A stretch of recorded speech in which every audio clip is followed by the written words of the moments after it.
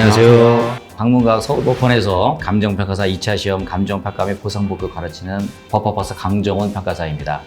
자, 오늘 그 31회 전체 수석으로 합격하신 이동현 평가사님을 모시고 감정평가 및 보상복구 공부에 대한 입문자분들 또 공부 진행하시는 분들한테 좋은 도움을 드리기 위해서 오늘 공부 노하우 차원에서 우리 모시고 말씀 한번 나눠보도록 하겠습니다. 먼저 이동현 평가사님 자기소개 잠깐 부탁드립니다. 네.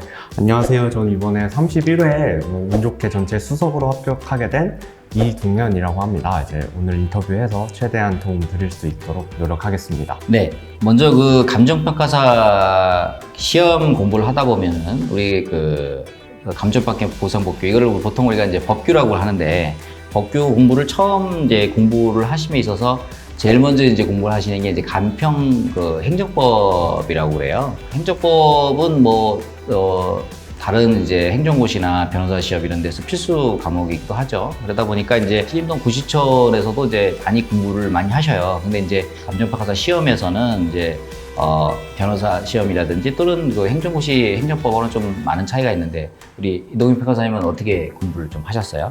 네. 그러니까 저는 일단 맨 처음에 입문을 할 때 이제 실무, 이론, 법규 세 가지 과목이 있긴 한데 법규를 맨 처음 공부하는 기본 마인드는 수험과 이론만 있어서 실무는 명과락만 하면 되고 이론 평균에 법규를 고득점을 해야 이제 탈출을 한다, 여기를 탈출한다 이런 얘기를 했었는데 그렇다 보니까 수험생들 중에서 이제 법규를 전략 과목, 그러니까 난 고득점을 받아야겠다 이렇게 생각하시는 분들이 굉장히 많아요. 그렇기 때문에 남들보다 조금이라도 더 점수를 받기 위해서는 시험에 좀 더 특화된 공부 방법, 그러니까 내가 많이 아는 걸 넘어서서 어떻게 해야 답안지를 더 잘 작성을 할지, 그 다음에 남들보다 점수를 더 받으려면 그만큼 더 열심히 공부를 하고 좀 더 전략적으로 생각을 해야겠죠. 저는 일단은 맨 처음 들어왔을 때 나는 암기 과목이라고 법규를 나중에 미루지 말고 매주마다 기본 강의가 있으면은 그 주에 했던 거는 그 주에 다 소화를 시키는 방식으로 처음에 마인드를 잡아서 공부를 했어요. 그리고 나중에 스터디 때도 하시다 보면 아시겠지만 좀 제 목표는 책을 안 보고 답안지를 쓰는 게 목표여서 그렇게 하게 되려면은 미리 좀 많이 외워두고 내용을 알아야 된다고 생각해서 그 주 했던 거는 그 주에 복습을 하고 외워지지 않는 건 좀 녹음해서 밥 먹을 때 처음에 좀 열정이 타오를 때는 녹음해가지고 책을 좀 많이 회독수를 늘리려고 마인드를 잡았어요. 네. 초보자가 이제 처음 입문해가지고 그 우리가 행정법 공부를 하다 보면은 그 범위가 굉장히 넓잖아요. 네. 그죠? 넓고 그러다 보니까 또 이게 어느 부분을 또 녹음해서 어느 부분을 또 공부해야 될지 또 두 문자는 또 어떻게 따서 하는 건지 이런 거를 처음에 하긴 되게 어려운데 그럼 처음에 어떻게 그러면 접근하셨어요? 그러니까 행정법은 이제 저희 시험에만 있는 게 아니라 아까 말씀하신 것처럼 다른 시험에도 다 있고 범위가 사실 굉장히 많은 과목이에요. 근데 이제 저희는 어쨌든 보상법규, 그러니까 토지보상법, 공시법, 그다음에 감정평가사법을 이해하는 도구로 행정법을 활용해야 된다고 하기 때문에 평가사님이 찝어주신 일단 그 범위 위주로만 하려고 했거든요. 그래서 근데 또 그 찝어주시는 부분이라고만 해도 사실 양이 적은 게 아니에요. 하자치유 같은 경우도 그렇고 처분사유 추가 변경도 양이 굉장히 많은데 그렇죠. 맨 처음에 입문하실 때는 개념하고 근거 규정이 어디에 있는지, 그 다음에 항상 그 요건은 뭔지 이거를 위주로 공부를 하려고 했어요. 그러니까 요건을 외우는 이유는 나중에도 말씀드리겠지만 답안지를 쓸 때 내가 그 요건에 포섭을 시켜줘야 되는 게 법규의 핵심이거든요. 그래서 이게 이제 교재가 물론 이제 이게 해마다 이게 개정이 되긴 하는데요. 이게 그 간평행정법 교재잖아요. 보면은 여기서 이제 교재가 보면은 큰 파트로 나누면 행정법 총론, 행정자격법, 행정구제법 이렇게 이제 크게 보면 이제 세 파트로 나눠져 있어요. 그러다 보면 이제 요 행정법 자체가 되게 내용이 좀 난해하잖아요. 그렇죠? 그다음에 이제 관련된 조문들도 많이 나오는데 그러면 이제 요거를 공부하면서 그거를 보완하려면 이게 법전 같은 게 이제 필요하잖아요. 그죠? 이 법전. 이거 법전은 그러면 이건 어떻게 활용을 하셨어요? 이게 다른 과목도 그렇겠지만 어쨌든 법규는 이 법률 규정에서 시작하는 과목이기 때문에 법전은 굉장히 중요해요. 근데 법전을 먼저 왜 보냐 하면은 행정법에 보면 각 논점들이 있어요. 대표적으로 원고적격 이런 논점이 있다고 12조, 하면은 행정소송법 12조. 거기에 보면은 왜 법률상 이게 관한 학설과 판례가 있는지를 이제 아셔야 되는데 그거를 하기 위해서는 행정소송법 12조에 규정되어 있는 내용을 알아야 이게 규정에 이런 법률상 이게 논의가 좀 애매해서 학설과 판례가 존재하는구나. 일단 이런 걸 먼저 깨달으셔야 돼요. 그래야 만약에 원고적격 문제가 나오더라도 그래서 행정소송법 12조를 먼저 언급을 해야 되는구나. 그냥 법률상 이게 학설과 판례만 언급을 하면 안 되는구나. 이런 걸 먼저 느끼셔야 되고, 나중에 가면 어쨌든 대부분 법률에 있는 논점들을 아니까 앞에서부터 읽어도 상관이 없지만은 처음 공부하실 때는 평생 수업 시간 때도 말씀해 주시겠지만 사전식 공부법으로 하는 게 중요하다고 그렇죠. 생각을 해요. 뭐 행정소송법을 내가 오늘 공부하겠다 하면은 오늘 한번 끝내볼까 해서 1조부터 이렇게 끝까지 읽는 게 아니라 원고 접격을 하면은 12조를 옆에 같이 두고 읽어본다던가, 그러면 오늘은 뭐 처분의 개념을 내가 한다고 하면은 행정소송법 2조랑 19조를 같이 이렇게 좀 그날그날 행정법 기본서에 있는 순서대로 보면서 법전을 그때그때 찾아가는 방식으로 이렇게 공부하는 게 처음에는 수월할 것 같습니다.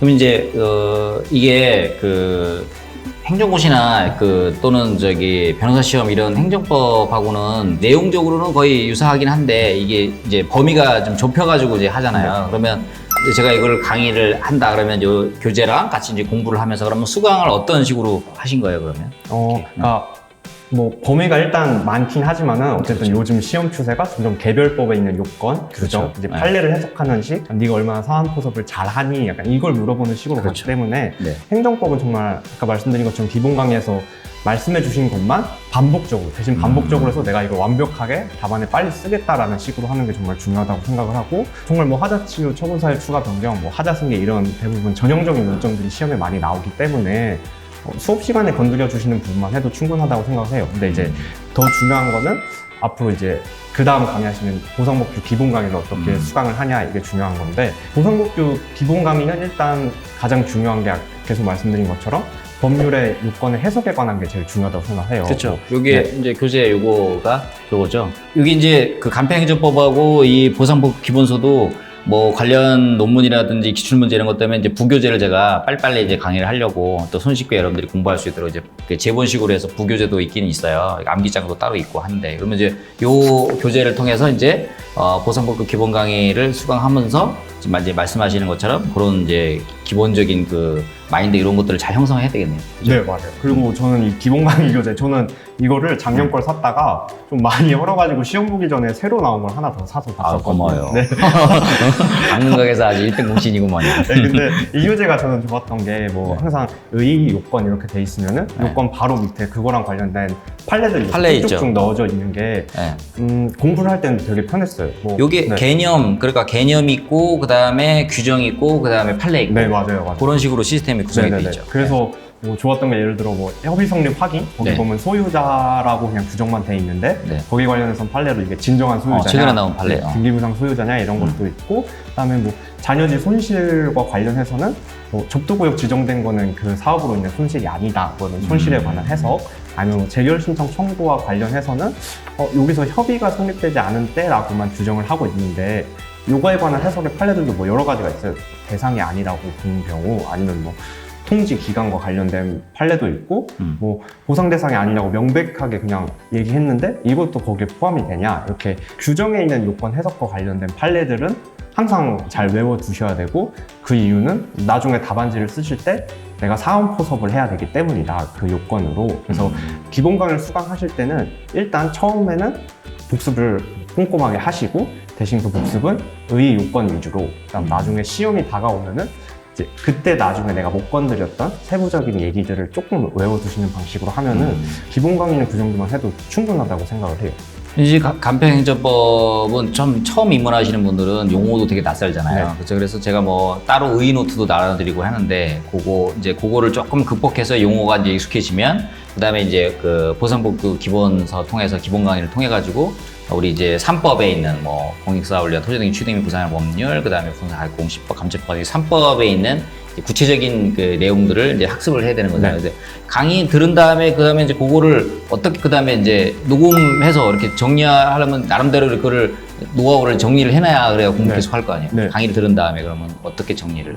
일단 항상 그 일주일 강의를 했으면은 그거는 그 주에 무조건 끝내야 된다, 이렇게 생각을 했거든요. 그래서 처음에 의의노트 이런 것도 주시니까 그렇죠. 일단은 네. 그것대로 외우시는 게 제일 좋아요. 그다음에 녹음 같은 경우는 저는 제 목소리로 하니까 좀 어색하더라고요. 제 목소리를 듣는 게. 그래서 네. 이런 거는 네이버에 좀 찾아보시면은 한글 파일만 써도 그거대로 읽어주는 이렇게 녹음 어플들도 아, 있고. 최근에 그거 있더라고요. 네, 네, 근데 저는 나중에 공부하다 보니까 그것도 조금 시간이 아깝다고 생각을 해서 그냥 어플로 보면은 강의를 그냥 다시 들을 수 있잖아요. 핸드폰 어플. 아, 그렇죠. 모바일. 네. 네. 그래서 모바일로. 네, 그걸 그냥 틀어놓고 여기 버스 타고 왔다 갔다 하면서 계속 그걸 들었어요. 그래서 나중에는 처음엔 1배속으로 듣다가 점점 개념이 익숙해지기 시작하면은 뭐 1.5배속, 1.7배속 이렇게 계속 하면서 반복하는. 그게 한 3번 정도 더 들을 수 있도록. 네. 그래서 잘 말씀하면 연장도 시켜줘.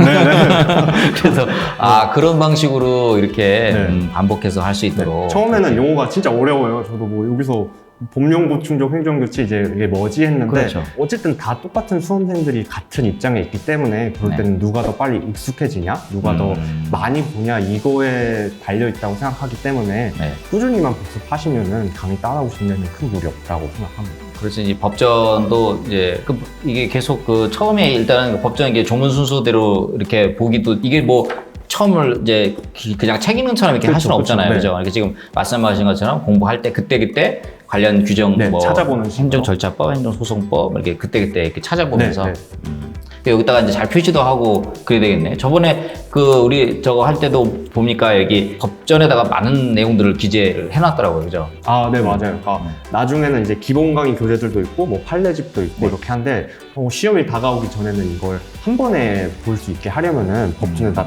단권화를 하는 게 중요하다고 생각해요. 그래서 아까 진정한 소유자 관련 판례 같은 경우에도 저는 법전에 그냥 29조 협의 성립 확인 거기 소유자의 딱 네모만 쳐놓으면 나중에 시험 보기 한 달 전에는 그 네모만 봐도 진정한 소유자 판례가 있구나 이런 식으로 빨리 볼 수 있도록 기본 강의 때는 그런 거 같이 해주시면 좋을 것 같다고 생각합니다. 네. 자, 이번 시간에는 우리 간평행정법, 그 다음에 보상보호 기본 강의, 그 다음에 요 법전 보기, 뭐 이런 부분들에 대한 노하우를 이렇게 같이 공유를 해봤습니다. 그렇죠?